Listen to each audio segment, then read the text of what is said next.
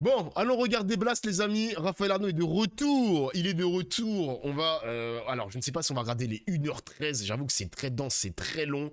Mais on va écouter, on va essayer d'écouter quand même l'essentiel et commenter par-dessus. C'est parti. On va quand même passer. Entretien exclusif qui marque d'une certaine manière votre retour dans l'arène politique et médiatique dans un contexte particulièrement tendu lié à la mort de Quentin Derenque, dans des circonstances tragiques sur Le skin lesquelles me nous fume allons quand même. revenir.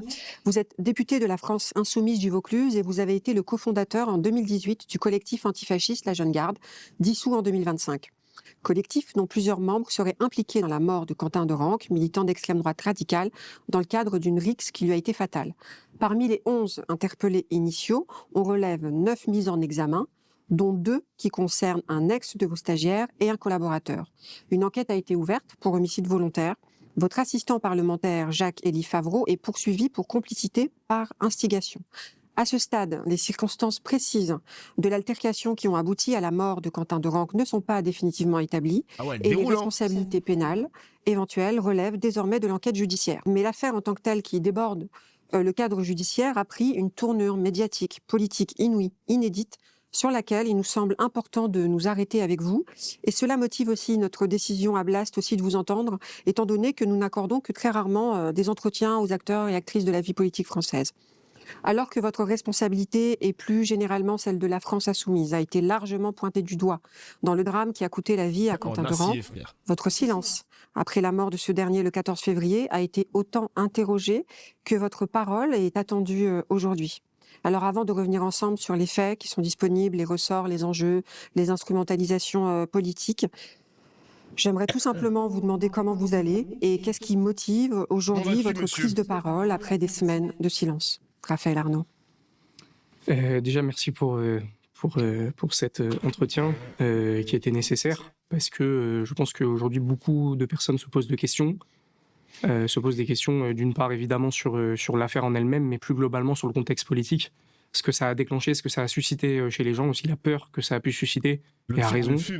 Toutes les questions aussi que ça pose sur l'antifascisme, quelle méthode, quel outil on se donne, quelle critique aussi on est capable de se donner pour aller vers une lutte la plus saine possible et la plus juste possible et la plus efficace possible. Et le fait qu'aujourd'hui je décide de prendre la parole, c'est très simple, c'est pour une raison évidente, c'est-à-dire de poursuivre mon mandat de député.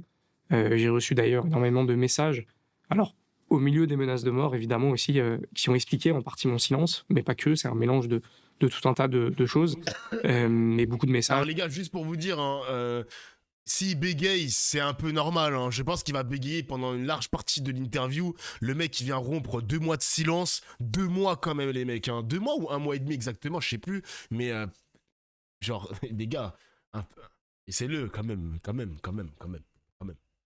Qui me sollicitent pour mon travail de député. Aussi, Là encore récemment, j'ai été sollicité parce qu'il y a des fermetures de classes dans des écoles maternelles et primaires en tant que député, donc pour intervenir, pour se battre pour une école qui fonctionne, si possible, malgré un gouvernement qui met de plus en plus de bâtons dans les roues.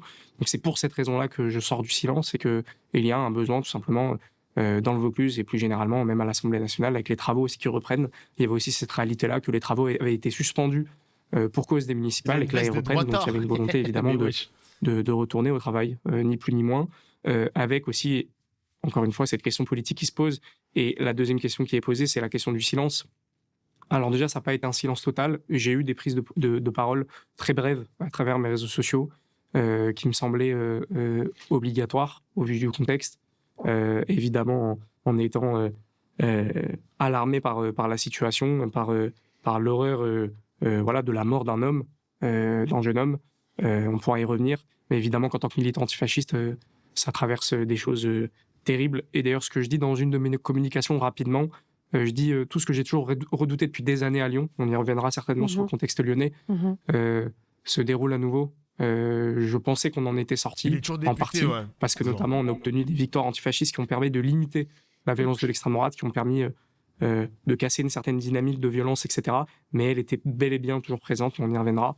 Et malheureusement, on se retrouve face à cette situation, des mots aussi évidemment pour la famille dans ma communication. Et puis derrière, oui, au milieu des menaces de mort, il y a eu aussi beaucoup de tristesse et une volonté de prendre de la hauteur sur le moment. Et j'avais pas la sensation que de prendre la parole dans ce moment, ça aurait été très opportun pour apaiser les choses. J'avais une peur affreuse qu'il y ait une violence qui s'embrase dans le pays à ce moment-là, de part et d'autre. Alors on a vu évidemment une violence médiatique qui s'est déchaînée, mais j'avais une peur que ça se transmette dans la rue, avec des gens qui n'attendent que ça, qui n'attendent que de pouvoir exprimer leur violence. On a déjà eu plusieurs exemples, malheureusement, de la part de l'extrême droite, mais j'avais peur qu'ils se saisissent de cette opportunité. Ça a d'ailleurs été le cas, en partie, avec des attaques de permanence, avec des attaques, enfin des menaces au couteau, notamment sur une candidate à Strasbourg, Ah, j'en ai etc. marre de mon nez qui coule. Mais c'est vrai que j'avais pas la sensation, en tout cas, que de prendre la parole, c'était peut-être une erreur, mais que de prendre plus la parole, ça aurait aidé à apaiser la situation dans le pays et aider à comprendre et aussi à laisser faire la justice, quoi. Il a eu peur de la guerre civile. Mais les gars, je vous rappelle quand même que l'extrême droite, ça fait un moment que la jeune garde alerte sur les violences de l'extrême droite. Il y a déjà eu des morts depuis plusieurs années liés à des groupuscules néo-nazis, les mecs, hein, des groupuscules d'extrême droite identitaires. C'est étayé, il y a des articles qui sont sortis. Raphaël Arnaud est en quelque sorte un lanceur d'alerte pour dire au gouvernement et même aux Français, à nos citoyens, faites attention, il y a des mecs qui peuvent vous tuer, vous agresser, vous harceler pour votre orientation sexuelle, pour votre couleur de peau, pour votre religion. Ça fait un moment que la jeune garde nous alerte par rapport à ça, les amis. Hein. Ça fait un moment. Parce qu'évidemment, bon, tout le monde est au courant à présent, mais je n'étais pas présent, évidemment, sur les lieux. Je n'étais pas au courant, évidemment, de ce qui allait se produire, de ce qui s'était produit, etc. Et donc, en plus de ça, prendre la parole, mais pourquoi dire? Vous imaginez qu'à ce moment-là, on s'imagine 1000 théories. Qu'est-ce qui s'est vraiment passé? Comment? Évidemment que les premiers éléments donnés par l'extrême droite, je me doutais fortement que c'était pas la réalité, parce que je connais la situation, parce que je l'ai vécu, parce que j'ai moi-même été menacé de mort à plusieurs reprises par des couteaux, par des gens qui sont venus à mon domicile, par des militants d'extrême droite qui sont venus menacer ma famille, etc.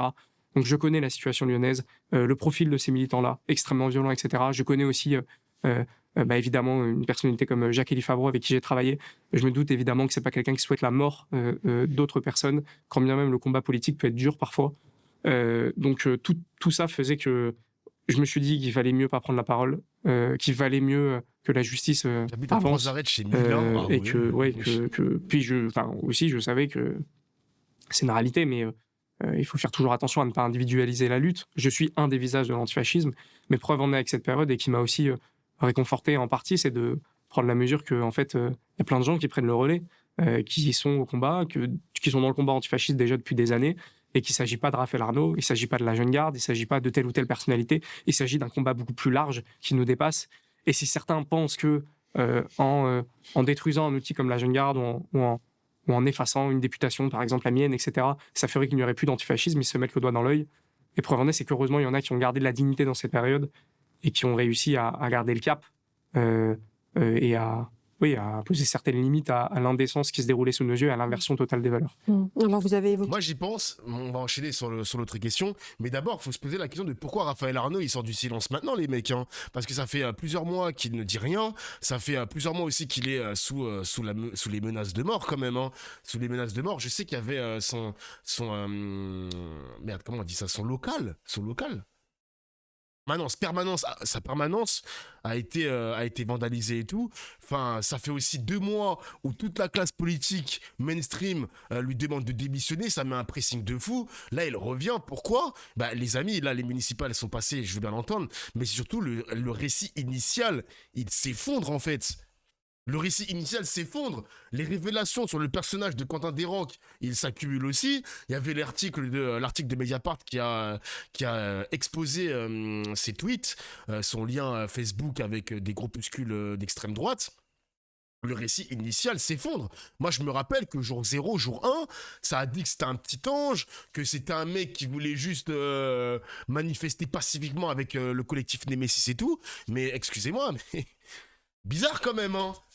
Bizarre quand même, t'as les renseignements territoriaux, de ce que j'ai compris, qui étaient sur place juste avant l'altercation, qui photographiaient la jeune garde, qui photographiaient aussi les groupuscules d'extrême droite qui allaient se confronter contre les membres de la jeune garde. Oui les amis, le récit s'effondre. Le récit médiatique est difficile à défaire, même si on sait qui était Quentin Desranques, bien sûr. Bien sûr, je me rappelle, ça l'a vendu comme un catholique exemplaire, mathématicien, ou je ne sais pas dans quelle étude il était. Genre vraiment, ils ont dressé le portrait d'un homme parfait qui n'a pas le passif qu'on a connu aujourd'hui. Tu vois ce que je veux dire? Donc le profil de Quentin Desrands qu'il a émergé, il y avait des liens à documenter. Merci Mediapart. Des fois, il faut remercier Mediapart, les mecs. Voilà, des fois, il faut remercier Mediapart. Voilà, c'est tout. Voilà, c'est tout. Donc le narratif de la France insoumise a du sang sur les mains commence à craquer parce que les mecs ils étaient pas sur place. Le service d'ordre de Rima Hassan, c'est pas eux qui ont attaqué Quentin Desrangs. Raphaël Arnaud n'était pas sur place. Donc excusez-moi, oui le récit le récit s'effondre. Raphaël Arnaud il sort du silence au moment exact où il peut parler sans que ses mots soient immédiatement noyés sous une vague médiatique. Pour l'instant c'est pas arrivé. Hein. Apathy n'a pas encore alors, Jean-Michel Apathy n'a pas encore fait son édito sur Raphaël Arnaud. Peut-être qu'il le fera demain. Il aurait pu le faire aujourd'hui, mais il le fera peut-être demain ou après-demain. J'en sais rien. J'en sais rien, les mecs. J'ai vu que CNews a fait un petit papier sur Raphaël Arnaud tout à l'heure. J'ai pas envie de le regarder, les mecs. Hein. J'ai vraiment pas envie. Mais je pense que là, ça va commencer petit à petit, genre. Ça va commencer petit à petit. Quand il va prendre la parole aussi à l'Assemblée nationale, parce que des fois, il y a des questions qu'on va... Il y a des gens, il y a des députés parfois qui interpellent les membres du gouvernement. Peut-être que Raphaël Arnaud va prendre la parole, il va peut-être se faire huer par l'hémicycle, j'en sais rien. Mais il a fait son retour. Il a fait son tweet aussi. Ah ouais? Attends, je regarde. Ah non, Apathy, il a fait un tweet. Ok, oui, il a fait un tweet et j'ai répondu à son tweet. Est-ce que je l'ai ratio? Je sais pas si je l'ai ratio, Apathy. Attends, je regarde. Monsieur Apathy. Je l'ai ratio. Je lui ai répondu, on n'a plus qu'à attendre votre édito claqué ce soir. Ça fait des mois que tu réclamais sa prise de parole. Pile, il perd. Face, il perd aussi. Voilà, c'était mon tweet. Il y a beaucoup de choses sur lesquelles qu'on va développer, sur lesquelles évidemment on va revenir. Cette mise au point, elle intervient dans un climat de tension, comme je le disais au départ, et en ce sens-là, elle est très importante. Je rappelle que l'enquête sur les circonstances précises de la mort de Quentin Desrangs sera longue, elle se poursuit, elle s'est manifestée aussi ces derniers jours par l'interpellation d'une dizaine de membres de collectifs d'ultra-droite. Il faudra donc attendre les conclusions pour se prononcer sur les responsabilités individuelles dans ce décès. Pourtant, comme vous l'avez aussi évoqué, très rapidement, un récit s'est imposé, ce qu'on peut appeler un récit officiel, visant à légitimer un cadre d'analyse, comme je le disais, qui pointe votre responsabilité, celle des antifascistes, celle de la France insoumise. On a pu entendre l'extrême gauche a du sang sur les mains, c'est l'extrême gauche qui tue, c'est l'extrême gauche qui menace la République. Je rappelle que la catégorie d'extrême gauche, c'est une catégorie qui a été avalisée par le ministre de l'Intérieur juste avant les dernières élections municipales. Alors, cette charge d'une rare, parce que vous parliez de l'Assemblée nationale et j'aimerais qu'on y arrive, cette charge d'une rare véhémence, elle n'est pas le fait du seul Rassemblement national comme on pourrait s'y attendre. Elle a aussi et d'abord été prononcée par des élus et des membres du gouvernement, des élus au sein de l'Assemblée nationale. Dans cette même Assemblée nationale où une minute de silence a été observée pour Quentin Desrangs, dont on cerne quand même un peu plus aujourd'hui le profil grâce au travail des journalistes, notamment à Blast. Je renvoie les gens qui nous regardent à la contre-enquête qu'on a pu réaliser et aussi aux révélations de Mediapart qui mettent au jour ces incohérences, notamment, en tout cas, supposées avec des groupuscules néo-nazis. Donc cette même Assemblée nationale, vous parliez des messages de soutien que vous avez beaucoup reçus, où quand même un large consensus s'est imposé, qui avait déjà été le cas au tout début de votre mandature de député par rapport à votre profil, s'est imposé pour demander votre démission et votre exclusion de l'Assemblée nationale, par la voix aussi, par exemple, de la présidente de l'Assemblée nationale, qui ne comprendrait pas comment vous feriez pour revenir travailler au sein de cette Assemblée, à l'exception évidemment de votre mouvement, on en reviendra aussi, qui fait bloc autour de vous. Alors tout simplement, comment vous anticipez ce retour à l'Assemblée nationale dans ce contexte-là, s'il y a retour bien sûr? Comme j'ai toujours vécu, à peine on arrivait à l'Assemblée nationale en juillet 2024, ça secouait déjà fort, parce que le processus fasciste en cours qu'on dénonçait était déjà là. Ça y va par étapes de toute façon. Je pense que l'instrumentalisation autour de cette affaire est une accélération de ce processus, mais de toute façon, elle était déjà là, elle est là, et donc oui, ça secoue, je le dis. Enfin, je pense que je l'ai répété à peut-être toutes mes prises de parole, qu'elles soient médiatiques, en conférence, en meeting, etc., que ça allait secouer dans la période. Ça l'a envoyé parce qu'on a une classe politique et médiatique qui se vautre dans des erreurs du passé, qui se jettent dans les barres de l'extrême droite. Preuve en est avec cette affaire, c'est que à peine la Bon, Zodle, je sais pas quoi, je sais pas ce que tu cherches sur le stream, frérot. Les gars, encore une fois, si vous appréciez pas les streams de gauche, mais venez pas sur mes streams. On sait même pas pourquoi t'es sur mon stream, mon gars. Mon gars, tu t'es perdu. Il a bien menacé de mort Alice Cordier. Je sais même pas de quoi tu parles, mon gars. Balle dans la tête ou je sais pas quoi. Si t'as tout l'extrait, le mec, il a jamais menacé de mort Alice Cordier. De quoi tu parles? Mais viens pas sur mon stream, même si t'es pas de droite ou pas, je m'en fous, mon gars. Tu ralentis le stream et tu casses les couilles pour rien, genre. Ça sert à rien de venir sur mon stream. Si vous appréciez pas, partez, genre.